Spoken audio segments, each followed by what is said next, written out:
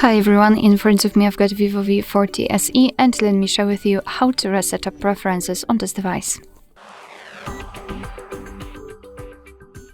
So let's start with opening the settings, and here in this general list we have to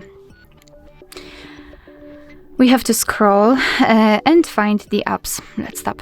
Now let's tap on see all 39 apps, of course 39 in my case, and then 3 dots icon in the right upper corner.